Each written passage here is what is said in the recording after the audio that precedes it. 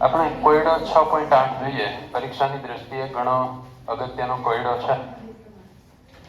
તમને રકમ આ રીતે આપેલી છે કે આપણી પાસે 1 મોલ પાણી છે જેનું તાપમાન 100°C છે અને દબાણ કેટલું છે? 1 બાર છે. એને આપણે ફેરવવાનું છે શેમાં? 1 મોલ બરફમાં, અને એનું તાપમાન 0°C હોય એ સ્વાભાવિક છે. બસ, તો આ પરિવર્તન કરીએ એ દરમિયાન આંતરિક ઉર્જામાં થતો ફેરફાર કેટલો હશે એ શોધવાનું છે. તો હકીકતે તો પહેલા આપણે એન્થાલ્પી ફેરફાર ગણી શકીએ. એન્થાલ્પી ફેરફાર મળી જાય પછી એના ઉપરથી આંતરિક ઉર્જાનો ફેરફાર આપણે ગણી શકીશું. તો એન્થાલ્પી ફેરફાર ગણવો છે. પરિવર્તનને આપણે 2 તબક્કામાં વહેંચીએ. પહેલા આપણી પાસે 1 મોલ પાણી છે જેનું તાપમાન કેટલું છે? 100°C. તો તમને એટલો તો ખ્યાલ આવશે કે પહેલા પાણી આપણી પાસે જે 100°C તાપમાન ધરાવતું છે એ 1 મોલ પાણી ઉષ્મા ગુમાવતા એ પાણીનું તાપમાન કેટલું થશે? 0°C. પાણી છે એની અવસ્થા નથી બદલતા, બરાબર સમજો.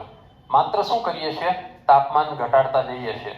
ગઈકાલે જ આપણે વાત કરી હતી કે પાણી છે એનું તાપમાન 0°C હોઈ શકે અને બરફનું તાપમાન પણ 0°C હોઈ શકે. એટલે પહેલું શું થયું? 1 મોલ પાણી કે જે 100°C તાપમાન ધરાવતું હતું એ શેમાં ફેરવાઈ ગયું? 1 મોલ પાણી કે જે 0°C તાપમાન ધરાવે છે. આ પહેલું પરિવર્તન થયું. ઓકે, હવે બીજું.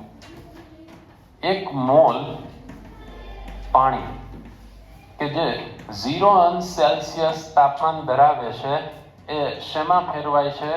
1 મોલ બરફ કે જે 0° તાપમાન ધરાવે છે. તો આ પરિવર્તનને આપણે 2 તબક્કામાં વહેંચી દીધું. અને હવે આની ગણતરી આ બંનેની અલગ અલગ કરી અને 2 માટેના એન્થાલ્પી ફેરફારનો સરવાળો કરી દઈએ તો આ જે પરિવર્તન છે એનો એન્થાલ્પી ફેરફાર મળી જશે. આ વાત ક્લિયર છે? અહીંયા શું પૂછ્યું છે? ડાયરેક્ટ એમ કીધું છે 1 મોલ પાણી કે જેનું તાપમાન 100°C, દબાણ 1 બાર છે, એમાંથી 1 મોલ બરફ બને છે. અહીંયા આપણે આ જ ઘટનાને 2 ભાગમાં વિભાજિત કરી દીધી. પહેલા શું કર્યું? 1 મોલ પાણી કે જેનું તાપમાન 100°C છે એને શેમાં ફેરવવું છે? 0°C તાપમાન ધરાવતા પાણીમાં. અને ત્યારબાદ 0°C તાપમાન ધરાવતું પાણી છે અને 0°C તાપમાન ધરાવતા બરફમાં આપણે કન્વર્ટ કરવું છે. સારું. 1 મોલ પાણી કે જે 100°C તાપમાન ધરાવે છે અને 0°C માં ફેરવવું છે દરમિયાન થતો એન્થાલ્પી ફેરફાર એને શું કહીશું? સ્વાભાવિક છે કે 100°C તાપમાન ધરાવતા પાણીમાંથી 0°C તાપમાન ધરાવતું પાણી બને તો એ ઉષ્મા ગુમાવશે. શું કરશે? ઉષ્મા ગુમાવશે. એટલે અહીંયા આ ઉષ્મા ગુમાવે છે. આ વાત તો ક્લિયર છે ને? અને એના માટેની માહિતી તમને આની અંદર આપી છે. એનું મૂલ્ય કેટલું છે એ રકમ વાંચો એટલે તમને ખ્યાલ આવશે કે પાણીની બાષ્પને વાયુરૂપ બરફની ગલન એન્થાલ્પી 6 કિલોજૂલ પ્રતિ મોલ છે અને ઉષ્મા ક્ષમતા એનું મૂલ્ય કેટલું આપ્યું છે? 4.2. બરાબર છે. હવે જો બરાબર સમજો, 4.2 આપેલું છે ને મૂલ્ય ઉષ્મા ક્ષમતાનું, એ 4.2 જૂલ પ્રતિ ગ્રામ પ્રતિ અંશ સેલ્સિયસ છે. આનો અર્થ શું થાય? 4.2 ગ્રામ 4.2 જૂલ પ્રતિ ગ્રામ પ્રતિ અંશ સેલ્સિયસ. આનો અર્થ સમજાવી શકો તમે? આ શું આપ્યું છે તમને? ઉષ્મા ક્ષમતા આપેલી છે 4.2 જૂલ પ્રતિ ગ્રામ પ્રતિ અંશ સેલ્સિયસ. એટલે કે 1 ગ્રામમાં 1 અંશ સેલ્સિયસ નો ફેરફાર કરવો હોય તો એના માટે ઉષ્માનું મૂલ્ય 4.2 જૂલ છે. ફરી વાર સમજો. પાણી આપણી પાસે કેટલું હોય? 1 ગ્રામ હોય અને એના તાપમાનમાં કેટલો ફેરફાર કરવો હોય? 1 અંશ સેલ્સિયસ નો. તો 4.2 જૂલ જેટલો ઉષ્માનો ફેરફાર થાય. અહીંયા ઉષ્મા ગુમાવે છે એટલે પ્રક્રિયા ઉષ્મા ક્ષેપક છે. તો બરાબર સમજો. આપણી પાસે પાણી છે કેટલું? 1 ગ્રામ નથી. કેટલા ગ્રામ છે? 18 ગ્રામ. 1 મોલ એટલે કેટલા ગ્રામ થશે? 18 ગ્રામ પાણી છે. 1 ગ્રામ પાણી છે એનું તાપમાન 1 અંશ સેલ્સિયસ જો આપણે ઘટાડવું હોત તો કેટલી ઉષ્મા ઉત્પન્ન થાય? 4.2 જૂલ. આ વાત ક્લિયર છે બધાને? 1 ગ્રામ પાણીનું તાપમાન કેટલું? 1 અંશ સેલ્સિયસ બદલવું હોત તો. પણ જો એના બદલે 1 ગ્રામ ને બદલે 100 ગ્રામ હોય તો 4.2 ગુણ્યા 100 થઈ જાય કે નહીં? બરાબર સમજો. અહીંયા 1 ગ્રામ પાણી છે એના તાપમાનમાં 1 અંશ સેલ્સિયસનો ફેરફાર કરવા માટે 4.2 જૂલની ઉષ્માનો ફેરફાર થાય છે. પણ 100 ગ્રામ હોય તો કેટલો થાય? 420. 4.2 ગુણ્યા 100 એટલે કેટલા થશે? 420 જૂલ. પણ 1 ગ્રામ માટે આપણે તો કેટલું કરવાનું છે? 18 ગ્રામ માટે. તો એને ગુણ્યા પાછું શું થશે? 18 થશે. એટલે અહીંયા ધ્યાન આપજો, હું આ ડેલ્ટા એચ ગણું છું, એન્થાલ્પી ફેરફાર. પહેલી વાત તો એ કે ઋણ આવશે. શા માટે ઋણ આવશે? ગરમ પાણી છે એમાંથી તાપમાન ઘટાડવાનું છે. આપણી પાસે જે પાણી છે એનું તાપમાન કેટલું? 100 અંશ સેલ્સિયસ. એમાંથી 0 અંશ સેલ્સિયસ કરવું એટલે તાપમાન ઘટાડવું. તાપમાન ઘટે તો ઉષ્મા ઉત્પન્ન થાય કે નહીં? ઉત્પન્ન થાય તો આપણે એને ઋણ સંજ્ઞા વડે દર્શાવી શકીએ એન્થાલ્પી ફેરફારને, કારણ કે ઉષ્માક્ષેપક પ્રક્રિયા થઈ. તો delta H is equal two -4.2 1 ગ્રામ માટે. પણ આપણી પાસે છે કેટલા ગ્રામ? 18 ગ્રામ. 1 અંશ સેલ્સિયસ માટે પણ આપણે ફેરફાર કેટલા અંશ સેલ્સિયસનો કરવાનો? 100 અંશ સેલ્સિયસનો. તો આ ગુણાકાર કરો જોઈએ કેટલા જૂલ થાય છે?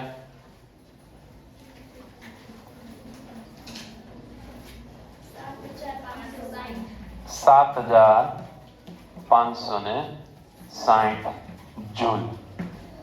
ચલો, આની અંદર કોઈને કાંઈ પ્રશ્ન હોય તો પૂછી શકો. આપણે શું ફેરફાર કર્યો છે? અને ભાઈ ખુલ્લું જ રાખશું. આપણે શું ફેરફાર કર્યો અત્યાર સુધીમાં? આપણી પાસે પાણી હતું 100 અંશ સેલ્સિયસ તાપમાન ધરાવતું. એમાંથી મેં એ પાણીને તાપમાન ઘટાડીને કેટલું કરી નાખ્યું? 0 અંશ સેલ્સિયસ કરી નાખ્યું. એ દરમિયાન કેટલી ઉષ્મા ઉર્જા ઉત્પન્ન થઈ? -7,560. માઇનસ એટલે ઉત્પન્ન થાય છે, તો 7,560 જૂલ જેટલી ઉર્જા ઉત્પન્ન થઈ. આને તમે જૂલ પ્રતિ મોલ લખી શકો, કારણ કે 1 મોલ છે પાણી. બરાબર? એટલે આને હું આમ દર્શાવી શકું, જૂલ મોલ ઇન્વર્સ. આ પહેલો એન્થાલ્પી ફેરફાર, પહેલા તબક્કાનો એન્થાલ્પી ફેરફાર એ આપણે જોઈ લીધો. સારું, હવે બીજો તબક્કો છે, એના માટેની વાત કરીએ. આપણી પાસે 1 મોલ પાણી છે. કેટલું છે પાણી? 1 મોલ પાણી. હવે એનું તાપમાન કેટલું? 0 અંશ સેલ્સિયસ. હવે મારે કરવાનું શું છે? એ પાણીને શેમાં ફેરવી નાખવાનું છે? બરફમાં. આને કલા પરિવર્તન કહેવાય કે નહીં? આ કલા પરિવર્તન માટેનો એન્થાલ્પી ફેરફાર તમને આપ્યો છે. તમારી પાસે 1 મોલ પાણી હોય 0 અંશ સેલ્સિયસ તાપમાન ધરાવતું, અને તમે 1 મોલ બરફમાં કન્વર્ટ કરો તો એમાં કેટલી? 6 કિલો જૂલ આપી છે ઉર્જા. કેટલી છે? 6 કિલો જૂલ પ્રતિ મોલ. આનો અર્થ એમ થાય કે એ delta H is equal to 6 kilo joule છે તો હું એને 6000 જૂલ એમ લખી શકું. આ વાત ક્લિયર બધાને? બરાબર. શું લખી શકાય? 6000 જૂલ પ્રતિ મોલ. આ તમને રકમની અંદર જો આપેલું છે મૂલ્ય 6 કિલો જૂલ પ્રતિ મોલ. ઓકે, આ ક્લિયર છે? ઓકે, હવે તમે જ્યારે પાણીને શેમાં ફેરવો છો? બરફમાં ફેરવો છો, ત્યારે મને કહેજો પ્રણાલી છે એટલે કે પાણી એ ઉષ્મા ગુમાવશે કે મેળવશે? સ્વાભાવિક છે કે ગુમાવે તો જ બરફમાં ફેરવાય. મેળવીને કઈ પાણીમાંથી બરફ બની શકે નહીં. તો આ પણ ઉષ્મા ગુમાવે છે એટલે આનું મૂલ્ય પણ કેવું થશે? ઋણ થશે. આ વાત ક્લિયર છે? હવે તમારે ડેલ્ટા એચ ટોટલ મેળવવું હોય તો delta H is equal two, આને હું કહી દઉં ડેલ્ટા H1 ને આને કહી દઉં ડેલ્ટા H2. તમારે આ બંનેનો સરવાળો કરવો પડે, અને એનો સરવાળો કરું તો આમ થશે -7,560 -6000 એટલે કે -13,560 જૂલ પ્રતિ મોલ. આ શું છે? જૂલમાં મૂલ્ય છે. હવે એને કિલો જૂલમાં ફેરવવું હોય તો બરાબર -13.56 કિલો જૂલ પ્રતિ મોલ આમ થશે. શું આપણને આ પ્રક્રિયા માટે એન્થાલ્પી ફેરફાર શોધવાનું કહ્યું છે? શું કહ્યું છે? આંતરિક ઉર્જાનો ફેરફાર મેળવવાનું કહ્યું છે. આપણે તો હજી એન્થાલ્પી ફેરફાર મેળવ્યો. હવે તો આ બંને વચ્ચેનો સંબંધ તમે આવું જાણો છો? Delta H is equal to delta U plus delta n g RT. તો મારે મેળવવું છે ડેલ્ટા યુ, તો delta U is equal to delta H minus delta n g RT. આમ થશે. ઓકે, તો અહીંયા હું ડેલ્ટા એનજી આના ઉપરથી મેળવું. આ પ્રક્રિયા છે ડેલ્ટા એનજી. ડેલ્ટા એનજી બરાબર શું થાય? વાયુરૂપ નિપજોના મોલની સંખ્યા. ઓકે, આ વાયુરૂપ છે. શું છે? બરફ એટલે કઈ અવસ્થા થઈ? ઘન. આ વાયુરૂપ છે પાણી, પ્રવાહી અવસ્થા. એનો અર્થ એમ થયો કે વાયુરૂપ નિપજોના મોલની સંખ્યા 0, વાયુરૂપ પ્રક્રિયકોના મોલની સંખ્યા 0. એનો અર્થ એમ થાય ડેલ્ટા એનજી 0. અહીંયા ડેલ્ટા એનજી એનું મૂલ્ય 0 મૂકું તો આ બધાનો ગુણાકાર 0 થઈ જશે અને માટે હું આમ લખી શકું delta U is equal to delta H. એટલે કે અહીંયા જે એન્થાલ્પી ફેરફાર આપણને મળ્યો છે એ જ શું થશે? આંતરિક ઉર્જાનો ફેરફાર થશે અને માટે હું આમ લખી શકું delta U is equal two minus 13.56 kilo joule per mole.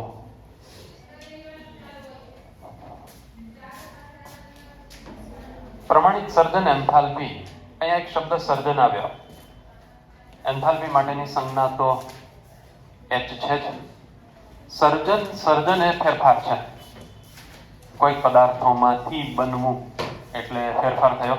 તો આના માટેની સંજ્ઞા ડેલ્ટા એચ એવું તો રહેશે જ. પ્રમાણિત છે એટલે આપણે આને નોટ વાંચીશું. અને સર્જનને ઇંગ્લિશમાં શું કહીશું? ફોર્મેશન. ફોર્મેશન માટે અહીંયા એફ, તો ડેલ્ટા એચ નોટ એફ સર્જન એન્થાલ્પી. તમને એમ થાય કે આવું તો અગાઉ તમે ગલન એન્થાલ્પીમાં કીધું હતું. તો ખરેખર ગલન એન્થાલ્પી માટે છે ને આપણે એફ ને બદલે FUS લખીશું. Delta H not FUS for fusion. શેના માટે વપરાય છે? ફ્યુઝન માટે. તો ફ્યુઝન એટલે આપણે 3 અક્ષર એમાં લખીએ. ફોર્મેશન માટે એક જ લખીએ છીએ ડેલ્ટા એચ નોટ એફ. પ્રમાણિત સર્જન એન્થાલ્પી. ઓકે, પહેલા આપણે આની વ્યાખ્યા સમજીએ અને વ્યાખ્યા એક વખત સમજાઈ ગઈ તો પછી બાકીના બધા ઉદાહરણોનું કામ એકદમ સરળ. અહીંયા આપણે આવું ક્લિયરલી જોઈશું. 1 મોલ સંયોજન તેની, એમાં પદાર્થ લખ્યો હોય તો સંયોજન કરી નાખ્યો. 1 મોલ સંયોજન તેની પ્રમાણિત અવસ્થામાં, પ્રમાણિત એટલે કે સંદર્ભ એટલે કે સૌથી સ્થાયી અવસ્થા ધરાવતા તત્વોમાંથી બને ત્યારે થતા એન્થાલ્પી ફેરફારને પ્રમાણિત સર્જન એન્થાલ્પી કહે છે. પ્રમાણિત સર્જન એન્થાલ્પી એની વ્યાખ્યા આવી છે કે 1 મોલ સંયોજન તેની પ્રમાણિત અવસ્થામાં, પ્રમાણિત અવસ્થા ધરાવતા એટલે કે સંદર્ભ અવસ્થા ધરાવતા એટલે કે સૌથી સ્થાયી અવસ્થા ધરાવતા તત્વો વચ્ચેની પ્રક્રિયાથી બને ત્યારે થતો એન્થાલ્પી ફેરફાર. એનું નામ શું? પ્રમાણિત સર્જન એન્થાલ્પી. સારું, તો હવે આપણે આ સમજવું છે કે શું કહેવા માંગે. પહેલી એક વસ્તુ આને ધ્યાનમાં રાખો. 1 મોલ સંયોજન બનતું હોય એવી પ્રક્રિયાનો એન્થાલ્પી ફેરફાર એ જ સર્જન એન્થાલ્પી હશે. 2 મોલ બનતું હોય અને ત્યારે એન્થાલ્પી ફેરફાર આપેલો હોય તો એ સંયોજનની સર્જન એન્થાલ્પી ક્યારેય કહેવાય નહીં. ટૂંકમાં સંયોજન જે નિપજ તરીકે મળે છે આપણને એ હંમેશા કેટલું મળતું હોય? 1 મોલ મળતું હોય તો એવી પ્રક્રિયાનો એન્થાલ્પી ફેરફાર એનું જ નામ સર્જન એન્થાલ્પી. ક્લિયર? અહીંયા જે 1 મોલ સંયોજન મળતું હોય એ એની પ્રમાણિત અવસ્થામાં જ હોવું જોઈએ. એનો અર્થ શું? કે 25 અંશ સેલ્સિયસ તાપમાન અને 1 વાતાવરણ દબાણ, એને આપણે પ્રમાણિત સ્થિતિ કહીએ છીએ. ત્યારે જે અવસ્થા હોય ને એ જ અવસ્થામાં મળવું જોઈએ. દાખલા તરીકે હું તમને એમ કહું 25 અંશ સેલ્સિયસ તાપમાન અને 1 વાતાવરણ દબાણ છે ત્યારે હાઇડ્રોજન આપણને કઈ સ્થિતિમાં મળે? ઘન પ્રવાહી વાયુ કઈ અવસ્થામાં મળે? બોલો. હાઇડ્રોજન વાયુ અવસ્થામાં મળે. અત્યારે તમે હાઇડ્રોજન લઈ આવો તો કઈ અવસ્થામાં મળે? પ્રવાહીમાં મળે. ગેસ અવસ્થા છે એમાં જ મળશે, નહીં ઘન અવસ્થામાં મળે. તો એની પ્રમાણિત અવસ્થા કઈ કહેવાય? હાઇડ્રોજન માટે વાયુ કહેવાય. પણ ઓક્સિજન હોય તો ગેસિયસ કહેવાય, એટલે કે પણ વાયુ અવસ્થા છે. બરાબર. ઓક્સિજન છે એની પ્રમાણિત અવસ્થા પણ વાયુરૂપ અવસ્થા જ હશે. આવી રીતે કેટલાક પ્રશ્નો ઉદ્ભવે. દાખલા તરીકે કાર્બન છે એની પ્રમાણિત અવસ્થા કઈ? કાર્બન આપણને હીરો છે ઘન અવસ્થા બરાબર છે, પણ એની અંદર હીરોય મળે અને ગ્રેફાઇટ પણ મળે. તો હવે આ બેમાંથી કઈ અવસ્થા પ્રમાણિત અવસ્થા કહેવાય? તો એના માટે આપણને ખબર હોવી જોઈએ કે હીરો વધારે સ્થાયી કે ગ્રેફાઇટ વધારે સ્થાયી. તો યાદ રાખજો, ગ્રેફાઇટ વધારે સ્થાયી. આપણે અત્યાર સુધી તો આવું સ્લોગન એક સાંભળ્યું છે, હીરા હે સદા કે લીએ, ડાયમંડ ઇઝ ફોર એવર. હવે ક્યારેક વાંચજો તમે, અત્યાર સુધી ધ્યાનમાં ન આવ્યું હોય ને, તો જ્યારે ડાયમંડ જ્વેલરીની જાહેરાત આવે ને, ટીવીમાં હોય કે પછી ન્યૂઝપેપરમાં આવે, ત્યારે એની અંદર લખ્યું હોય ડાયમંડ ઇઝ ફોર એવર. હકીકત એ ખોટું સ્લોગન છે. ડાયમંડ હંમેશા માટે છે જ નહીં. ડાયમંડ ધીમે ધીમે ગ્રેફાઇટમાં ફેરવાઈ જાય, સાવ કિંમત વગર ન થઈ જાય હીરો. જ્યારે ગ્રેફાઇટમાં ફેરવાય, ગ્રેફાઇટ તો આપણે પેન્સિલમાં લખી નથી નાખતા, બરાબર? એની શું કિંમત હોય છે, બરાબર? અને હીરાની કિંમત કેટલી હોય છે. પણ એક વસ્તુ છે કે તો પછી એવું સૂત્ર કેમ આપ્યું, diamond is four ever? Diamond is four ever, ખ્યાલ છે આવું સૂત્ર? એટલા માટે આપ્યું કે આપણે હંમેશા માટે તો નથી, બરાબર? અને એને 100, 200, 500, 5000 વર્ષમાં ડાયમંડને કાંઈ થઈ જતું નથી. ડાયમંડ જ રહેશે. એને ગ્રેફાઇટમાં કન્વર્ટ થતા તો લાખો વર્ષ લાગે, ત્યારે ગ્રેફાઇટમાં ફેરવાય તો પછી કહી શકાય, બરાબર ને? એટલા માટે આવું ફોર્મ્યુલા આપ્યું છે. ઓકે. તો વધારે સ્થાયી સ્વરૂપ કાર્બન માટે કયું? ગ્રેફાઇટ એ વધારે સ્થાયી સ્વરૂપ છે. ઓકે. એવી રીતે સલ્ફર છે. તો સલ્ફરની અંદર એના વિવિધ અપર રૂપો હોય છે, જેમ કે રોમ્બિક છે, પછી મોનોક્લિનિક છે. આ બધા સલ્ફરના અપર રૂપો છે. એમાં રોમ્બિક સલ્ફર છે વધુ સ્થાયી સ્વરૂપ છે. આ ખ્યાલ આવ્યો? તો સૌથી વધુ સ્થાયી સ્વરૂપ એને કઈ અવસ્થા કહેવાય છે? સંદર્ભ અવસ્થા એવું પણ કહેવામાં આવે છે. શું કહેવાય છે? બીજું સંદર્ભ અવસ્થા કહેવાય છે. સારું, આપણે મૂળ મુદ્દા ઉપર આવી જઈએ. એક મોલ સંયોજન કઈ અવસ્થામાં બનાવવાનું છે? તેની પ્રમાણિત અવસ્થામાં બનાવવાનું છે. આ વાત ક્લિયર છે? બરાબર. એટલે કે મારે H2O બનાવવું હોય તો એ પ્રક્રિયા સમીકરણમાં નિપજ H2O તરીકે હોય ને, એના કૌંસમાં L જ હોવું જોઈએ, લિક્વિડ જ હોવું જોઈએ. કારણ કે H2O માટેની પ્રમાણિત અવસ્થા કઈ છે? લિક્વિડ છે, નહીં કે સોલિડ કે ગેસિયસ. આ વાત ક્લિયર? ઓકે. તો એક મોલ સંયોજન તેની પ્રમાણિત અવસ્થામાં. પ્રમાણિત અવસ્થા ધરાવતા તત્વોમાંથી બને. બીજી એક અગત્યની વાત કે એ સંયોજન શેમાંથી બનવું જોઈએ? તત્વોમાંથી જ બનવું જોઈએ, અન્ય સંયોજનોમાંથી નહીં. એ ઉદાહરણ પણ હું તમને સમજાવીશ. આ સંયોજન છે શેમાંથી બનવું જોઈએ? તત્વોમાંથી જ બનવું જોઈએ. અને તત્વો પણ મારે કઈ અવસ્થાના લેવાના? સંદર્ભ અવસ્થાના જ લેવાના રહેશે, ગમે તે અવસ્થાના નહીં. દાખલા તરીકે હું સમીકરણમાં કાર્બન લઈ લઉં, ગ્રેફાઇટને બદલે કૌંસમાં હીરો લખું, તો એ પ્રક્રિયા સમીકરણનો એન્થાલ્પી ફેરફાર એને આપણે સંયોજનની સર્જન એન્થાલ્પી એવું નહીં જ કહી શકીએ. આ ક્લિયર છે? ઓકે. તો આ બધી શરતોનું પાલન થતું હોય એવા પ્રક્રિયા સમીકરણના એન્થાલ્પીના ફેરફારનું નામ સંયોજનની સર્જન એન્થાલ્પી. તો હવે આપણે ઉદાહરણો જોઈએ એટલે તમને ખ્યાલ આવશે કે કઈ એન્થાલ્પી ફેરફાર છે એને આપણે સર્જન એન્થાલ્પી કહી શકીએ, કોને ન કહેવાય. જવાબ આમ તો તમે જ આપશો મને કે આને સર્જન એન્થાલ્પી કહેવાય, આને સર્જન એન્થાલ્પી નહીં કહેવાય એમ. ઓકે. તો જુઓ, સૌથી પહેલા સિમ્પલ એક લઈએ આપણે, H2 gaseous plus 1/2 O2 gaseous gives H2O liquid. ચાલો, મને કહી શકો તમે કે આ પ્રક્રિયા છે એનો એન્થાલ્પી ફેરફાર, આને શું હું ડેલ્ટા H નોટ F એટલે કે સર્જન એન્થાલ્પી કહી શકું? આ છે રિએક્શન એન્થાલ્પી એટલે કે પ્રક્રિયા એન્થાલ્પી. આની જે પ્રક્રિયા એન્થાલ્પી છે એને હું સર્જન એન્થાલ્પી કહી શકું H2O માટેની. અને એનું મૂલ્ય જો તો કેટલું છે? -383, 285.5 કિલો જૂલ. હા, એટલે આને હું H2O ની સર્જન એન્થાલ્પી કહી શકું કે નહીં? તો તમારે વિચારવાનું કે અહીંયા નિપજ છે. નિપજ કોણ? H2O. પહેલી વાત શું આમાં નિપજ 1 મોલ છે, આગળ કાંઈ નથી લખ્યું, એનો અર્થ એમ 1, તો 1 મોલ બને છે. ઓકે, તો પહેલી શરતનું પાલન થયું, 1 મોલ બને છે.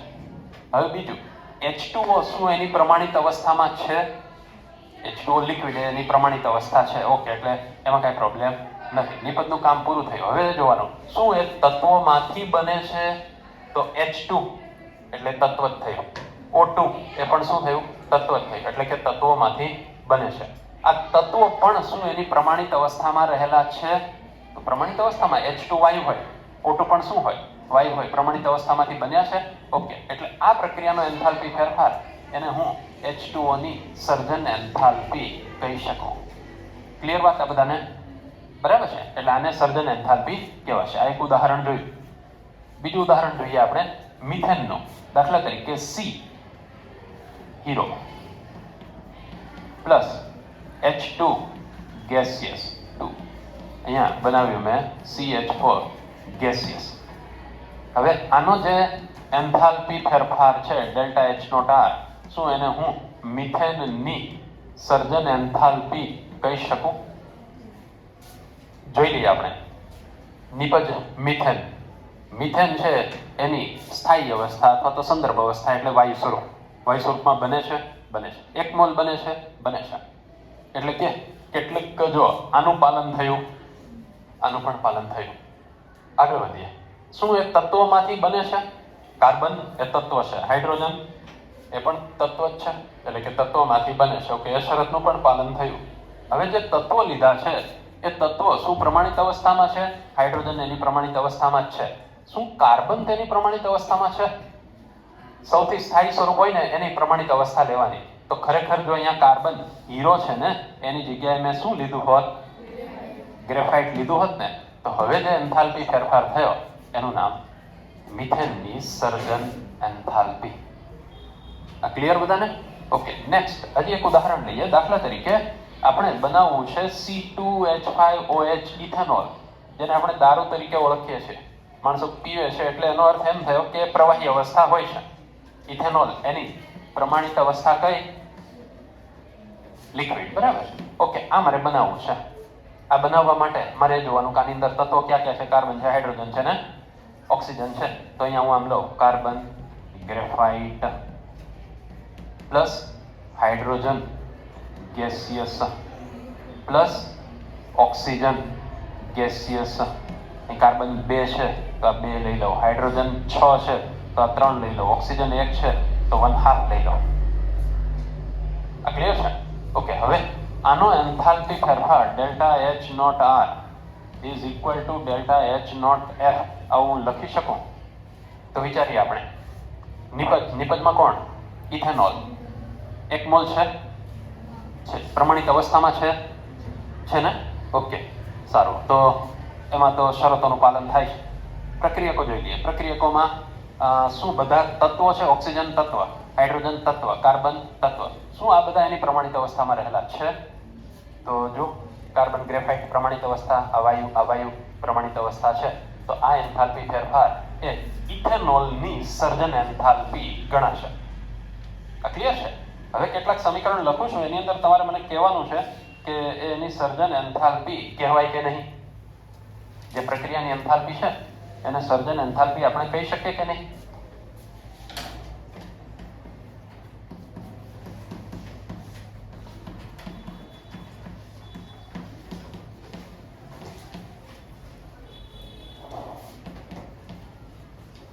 HBr લિક્વિડ છે કે શું છે? જો તો ગેસિયસ. ચાલો, તો આ મેં સમીકરણ લખ્યું છે. હવે સમીકરણ જોઈને મને કયો જોઈએ કે આ એન્થાલ્પી ફેરફારને આપણે સર્જન એન્થાલ્પી કહી શકશું HBr ની? યસ ઓર નો? નહીં કહેવાય. સૌથી પહેલી શરત છે ને એનું જ પાલન નથી થતું. કઈ? 1 મોલ. અહીંયા જો તો તમને એન્થાલ્પી ફેરફાર કેટલો આપ્યો છે? Delta H not R -72.8 kilo joule પ્રતિ મોલ છે ને? હવે વિચાર કરો તમે કે આનો એન્થાલ્પી ફેરફાર એ આટલો છે, -72.8 કિલો જૂલ જેટલો. પણ અહીંયા આ કોના માટે છે? 2 મોલ HBr બને ને એના માટે. કોના માટે છે? 2 મોલ HBr બને એના માટે. હવે હકીકત એ છે કે આપણે બધી જ શરતોનું પાલન કરીએ ને તો આ 1 મોલ બનવો જોઈએ. તો પછી હું એક કામ કરું, આ બધાને 1/2 વડે ગુણી નાખું. 1/2 H2 gaseous plus 1/2 Br2 gaseous gives HBr gaseous, અને એના માટે delta H0R is equal to -36.4 kilo joule.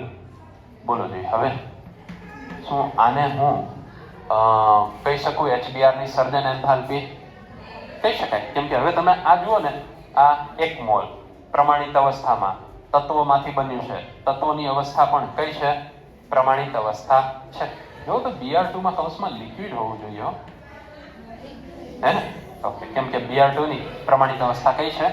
Liquid છે, એટલા માટે થઈને Br2 પ્રવાહી હોય છે 25 અંશ સેલ્સિયસ તાપમાને અને 1 વાતાવરણ દબાણે. તો આને કહી શકાય કે નહીં? હવે સર્જન એન્થાલ્પી કહી શકીએ. ક્લિયર છે? વાત તો 1 મોલ સંયોજન બન્યું, એની પ્રમાણિત અવસ્થામાં બન્યું, પ્રમાણિત અવસ્થા ધરાવતા તત્વોની પ્રક્રિયાથી બન્યું, માટે એનો એન્થાલ્પી ફેરફાર એને આપણે સંયોજનની સર્જન એન્થાલ્પી તરીકે ઓળખીશું. હવે નેક્સ્ટ જોઈએ, CaO solid plus CO2 gaseous gives CaCO3 solid. શું આના માટે હું delta H0R is equal to delta H0F એવું લખી શકું?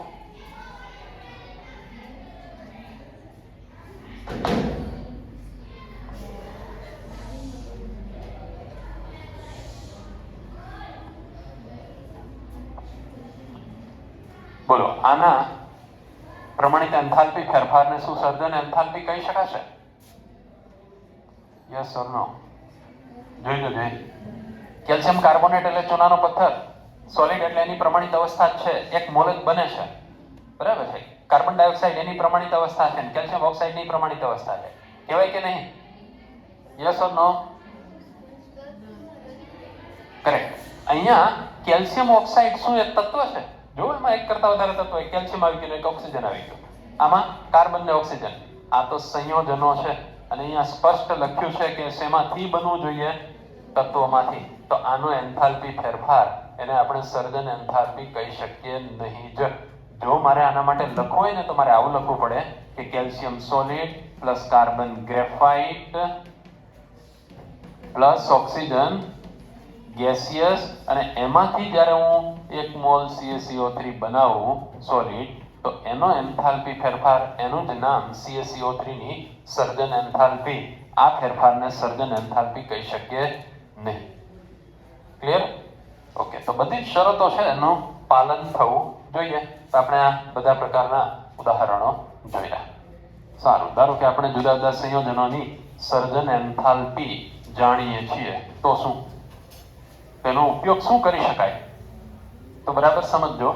તમે કોઈ રાસાયણિક પ્રક્રિયા છે એની અંદર આવેલા બધા જ સંયોજનોની અથવા તો બધા જ પદાર્થોની સર્જન એન્થાલ્પી જાણો છો, તો એના ઉપરથી એ પ્રક્રિયાની પ્રક્રિયા એન્થાલ્પી મળી શકે. શું મળી શકે છે? પ્રક્રિયા એન્થાલ્પી મળી શકે. હવે જો એક પ્રક્રિયા સમીકરણ છે CaCO3 સોલિડ, આનું ઉષ્ણીય વિઘટન કરવામાં આવે છે, એટલે કે ગરમ કરીએ ને આપણે ચૂનાના પથ્થરને, તો એમાંથી CaO સોલિડ એટલે કે કળી ચૂનો બને, અને કળી ચૂનો અથવા ક્વિક લાઇમ કહેવાય, અને કાર્બન ડાયોક્સાઇડ વાયુ બને. હવે તમને એમ પૂછવામાં આવ્યું કે આ પ્રક્રિયા છે એનો એન્થાલ્પી ફેરફાર કેટલો? જો ધ્યાન આપજો બરાબર. એટલે કે ખરેખર તમને એવું પૂછ્યું છે કે જ્યારે કેલ્શિયમ કાર્બોનેટમાંથી કેલ્શિયમ ઓક્સાઇડ અને કાર્બન ડાયોક્સાઇડ બને એ દરમિયાન ઉષ્માનો ફેરફાર કેવો થાય છે અચળ દબાણે? એને જ એનો એન્થાલ્પી ફેરફાર કહેવાય.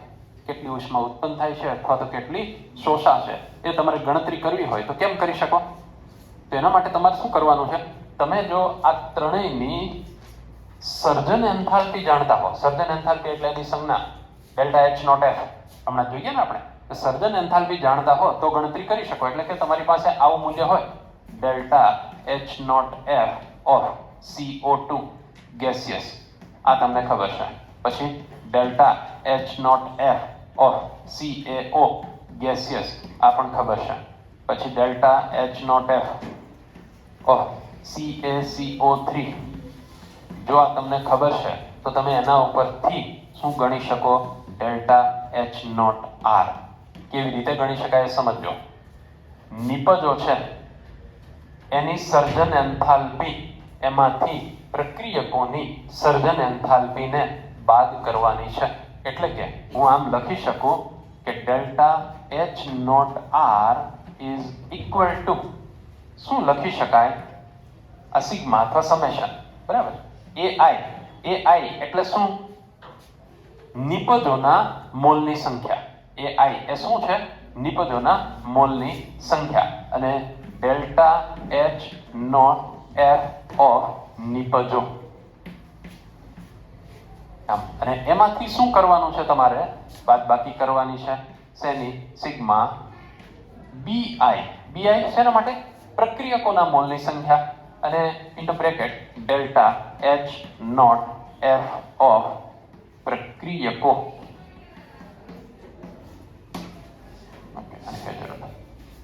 તો આવી રીતે તમે નિપજો અને પ્રક્રિયકો એ બધાની જો સર્જન એન્થાલ્પી જાણો છો તો તમને આ પ્રક્રિયા છે એનો પ્રક્રિયા એન્થાલ્પી ફેરફાર મળી શકે. એટલે કામ કરી શકાય. અહીંયા તમને જો આ બધા મૂલ્યો આપ્યા હોય તો તમારે ગણતરી કરવાની રહેશે. મૂલ્યો તમને આપેલા છે એટલે જો તમને આની સર્જન એન્થાલ્પી દાખલા તરીકે અહીંયા લઈએ આપણે, જો તો તમને CaO એની સર્જન એન્થાલ્પી આપી છે. કેટલી છે?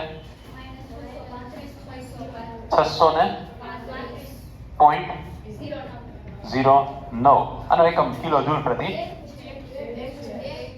01. 635.1. ઓકે, ચાલો. હા, સારું, કાંઈ વાંધો નહીં, એ બધું એક જ કહેવાય. 0.09. ઓકે. હવે AI એટલે શું? મોલની સંખ્યા. CaO ના મોલ કેટલા છે? એક જ છે. એટલે અહીંયા એક લખો ન લખો કાંઈ ફરક પડતો નથી. વત્તા બીજી નિપજ કઈ છે? CO2. હવે CO2 ની સર્જન એન્થાલ્પી જો જોઈએ કેટલી છે? -393.5 કિલોજૂલ પ્રતિ મોલ. આ બેનો સરવાળો. એમાંથી હવે બાદ કરવાનું પ્રક્રિયક. તો જો CaCO3 એની કેટલી આપી છે? -1006.9. ઓકે. તો હવે જુઓ, આ -635.1, -393.5 અને +1206.9. પેલા આ બેનો સરવાળો કરો જોઈએ.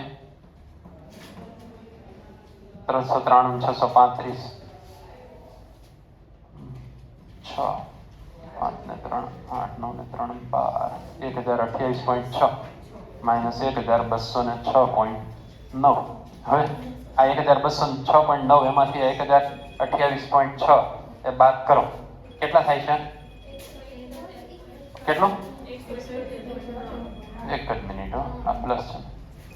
178.3. તો આપણે વાત કરીએ ઉષ્મા રાસાયણિક સમીકરણો વિશે.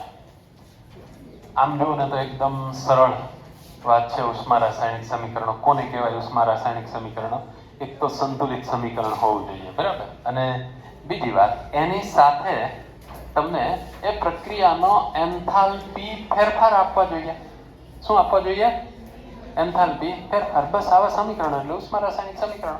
અહીંયા હું કોઈ એક સંતુલિત સમીકરણ લખું અને સાથે સાથે ડેલ્ટા H બરાબર આટલો, એટલે કે પ્રક્રિયા દરમિયાન થતો એન્થાલ્પી ફેરફાર આટલો છે. આટલી ઉષ્મા શોષાય છે અથવા તો આટલી ઉષ્મા ઉત્સર્જાય છે. આવા સમીકરણો, એનું નામ ઉષ્મા રાસાયણિક સમીકરણો. આ વાત ક્લિયર છે? આપણે હમણાં જ અહીંયા ઉદાહરણ એક લખ્યું હતું. દાખલા તરીકે કેલ્શિયમ કાર્બોનેટનું વિઘટન થાય, કેલ્શિયમ ઓક્સાઇડ બને, કાર્બન ડાયોક્સાઇડ બને. આપણે એનો એન્થાલ્પી ફેરફાર ગણ્યો. કેટલો થયો? 178.3. તો એ સમીકરણ અહીંયા હું લખું આમ ફરી વખત. CaCO3 solid gives CaO solid વત્તા CO2 gaseous. આ સમીકરણ સંતુલિત છે કે નહીં? છે, સંતુલિત સમીકરણ. અને અહીંયા હું આમ લખું delta H not R is equal to 171 ને 78. Okay, 178 kilo joule per mole. તો આ સમીકરણને ઉષ્મા રાસાયણિક સમીકરણ કહેવાય. હવે ધારો કે આ સમીકરણ સંતુલિત ન હોય અથવા તો અહીંયા તમને ડેલ્ટા H નોટ R આપેલું નથી, તો પછી એનું ઉષ્મા રાસાયણિક સમીકરણ કહી શકું નહીં. ક્લિયર છે? બે વસ્તુ ખાસ યાદ રાખવાની. ઉષ્મા રાસાયણિક સમીકરણ, એક તો સમીકરણ કેવું હોવું જોઈએ? સંતુલિત. અને સાથે શું આપવું હોવું જોઈએ? એનો એન્થાલ્પી ફેરફાર. તો એને કહેવાય ઉષ્મા રાસાયણિક સમીકરણ. આનું અર્થઘટન જો આપણે પહેલા ચેપ્ટરમાં આનું અર્થઘટન આવું સમજ્યા હતા, ફરી વાર લખવું પડશે. 178.3 કિલો જૂલ પર મોલ.